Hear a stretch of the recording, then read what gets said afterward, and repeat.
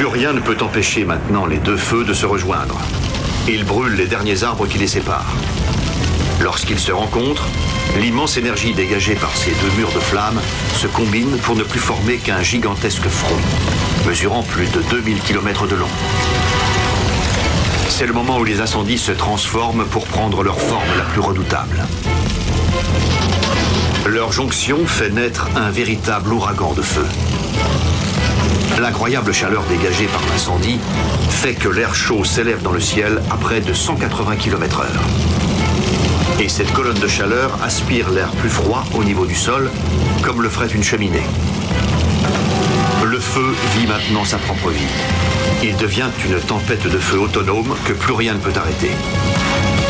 Avec des températures proches de 2000 degrés, les vents se mettent à tourbillonner tout autour, en créant un tourbillon de chaleur et de feu similaire à ceux des tornades.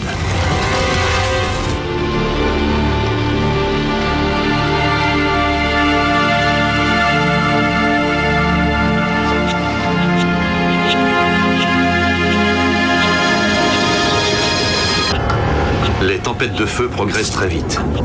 Il faudra moins de 3 heures pour que ce brasier infernal parcourt les 40 km qui le séparent encore de Sydney.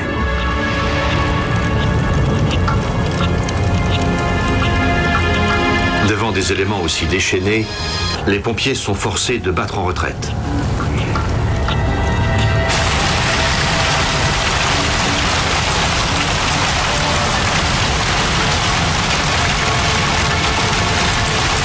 Les énormes nuages de fumée finissent par cacher le soleil, et le jour devient la nuit.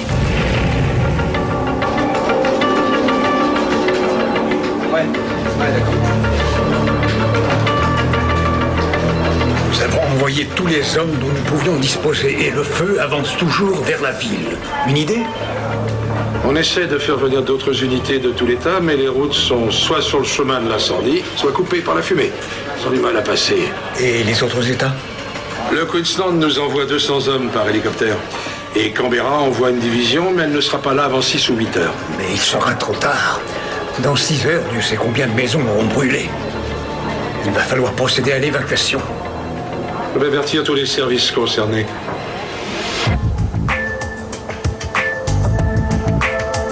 Restez pas plantés là! La ville étant maintenant directement menacée par l'incendie, les pompiers de Sydney sont rappelés pour aller protéger ses abords.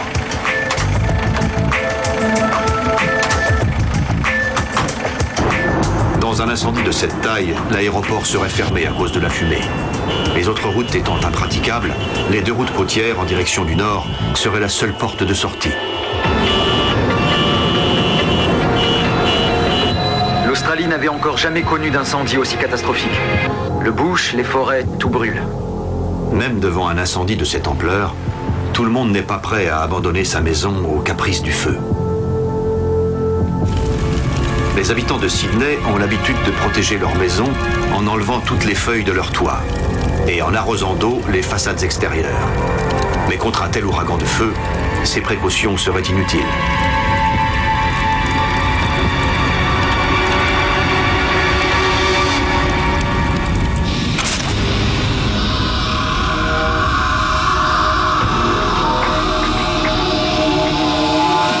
Mais les services d'urgence ne doivent pas uniquement s'inquiéter des incendies aux lisières de la ville. C'est précisément quand la ville est la plus vulnérable que les pyromanes choisissent de passer à l'acte. En 2001, quand les pompiers luttaient pour contenir les foyers qui entouraient Sydney, il y eut des dizaines de départs de feu en plein centre. Les enquêtes de police ont établi qu'ils avaient tous été volontairement allumés.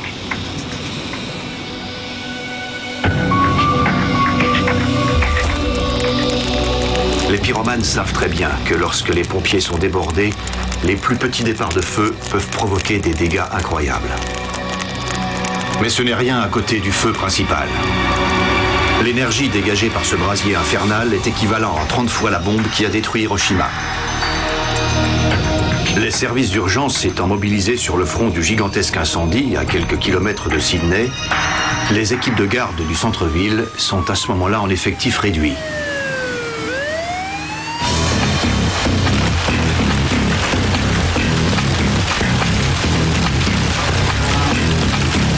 rien faire. Si on reste là, on va être cerné par les flammes. Il faut abandonner le secteur de toute urgence.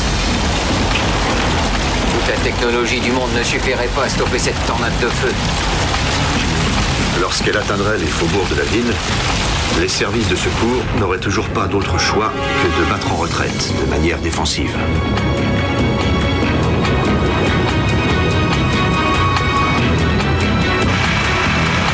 Tout en continuant de se battre pour essayer de ralentir l'incendie, les pompiers devraient aussi faire évacuer, rue après rue, toutes les personnes habitant sur le parcours de l'incendie. Une zone appelée la zone numéro 1 ou zone d'impact. Pour les personnes vivant là, ce serait maintenant ou jamais. Dépêchez-vous, il faut leur donner l'ordre d'évacuer toute la rue. Scotty, tu prends ce côté. Dave, l'autre côté. On ordonne une évacuation totale que lorsqu'il n'y a plus aucune chance de sauver un quartier. Messieurs, il faut que vous partiez. Allez, grouillez-vous. On n'a pas que ça à faire. Allez, les gars.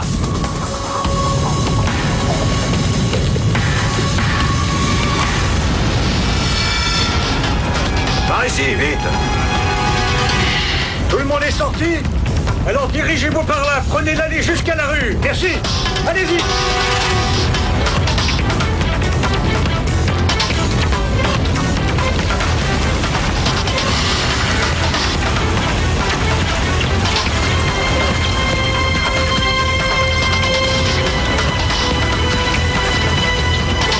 Professeur! Je suis là! Professeur!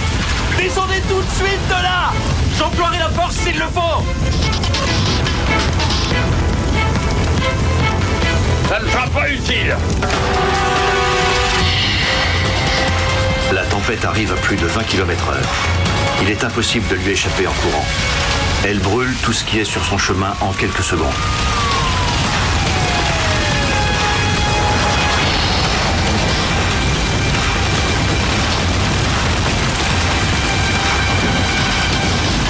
Grimpez dans vos voitures et partez tout de suite, merci.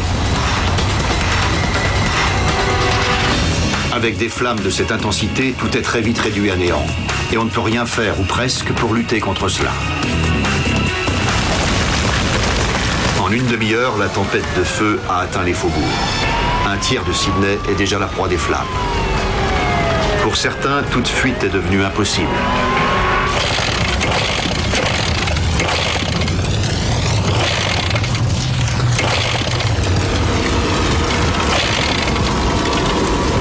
Va chercher du bois.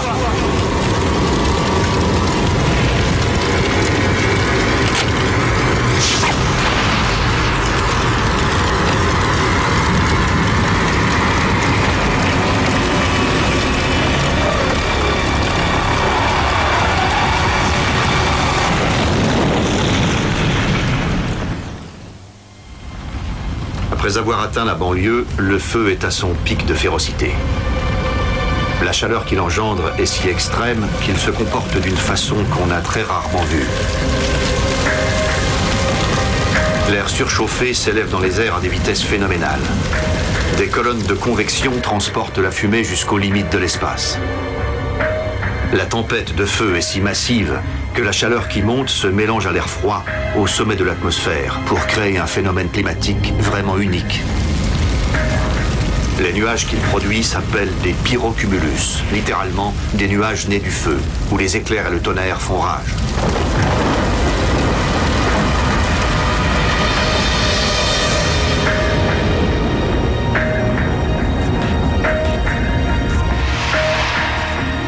Sydney est maintenant presque entièrement encerclée par le feu. Les flamèches se répandent au cœur de la ville, poussées par les courants d'air imprévisibles qui la survolent.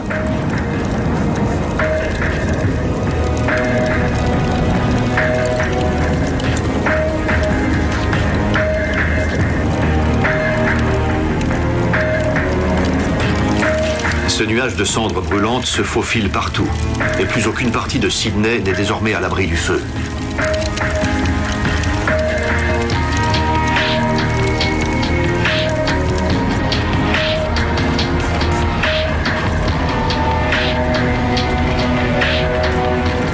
ville est devenue un foyer potentiel. Des flamèches ont été transportées du Bush jusqu'à Sydney par des vents dominants. Ces flamèches peuvent conserver des températures très élevées sur de très longues distances et constituer autant de départs de nouveaux feux.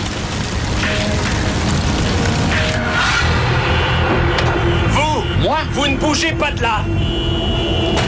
Est-ce que ça va ? Non, ça va pas vraiment. On n'a plus d'eau et ça brûle de partout. Scotty, grouille, viens nous aider. Les infrastructures de Sydney finissent par s'effondrer les unes après les autres. Les communications deviennent impossibles. Et les services d'urgence tentent désespérément de résister.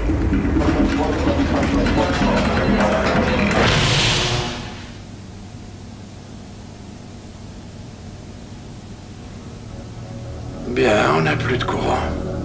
Qu'est-ce qu'on fait? On a fait ce qu'on pouvait. Je crois que ça n'était pas suffisant. La chaleur extrême générée par l'incendie rejaillit maintenant sur la dépression qu'il a lui-même créée. Les nuages sont saturés d'humidité parce que la chaleur réchauffe les molécules d'air gelées qui se trouvent au-dessus d'eux. L'air chaud ascendant aspire au sol l'air humide de la mer de Tasmanie.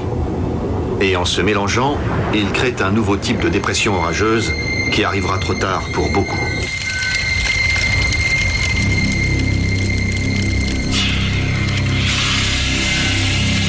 On va pas renoncer. Secouez-vous, les gars.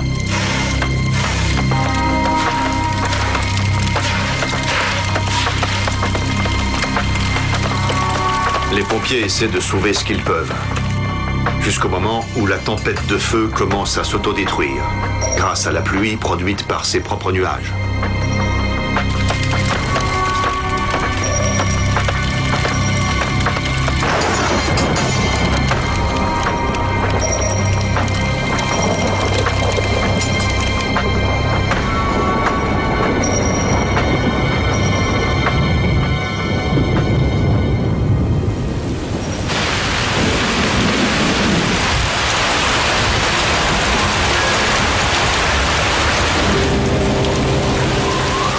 Ce que la nature a déclenché, seule la nature peut l'arrêter.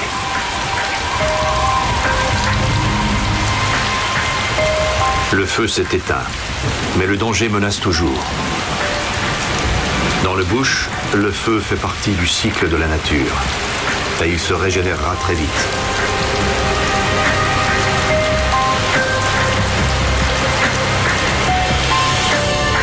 Mais Sydney, qui aurait été mise à genoux par cette tempête de feu, mettrait des années à s'en remettre. Des dizaines de milliers de maisons et d'entreprises seraient détruites. Les pertes humaines seraient colossales.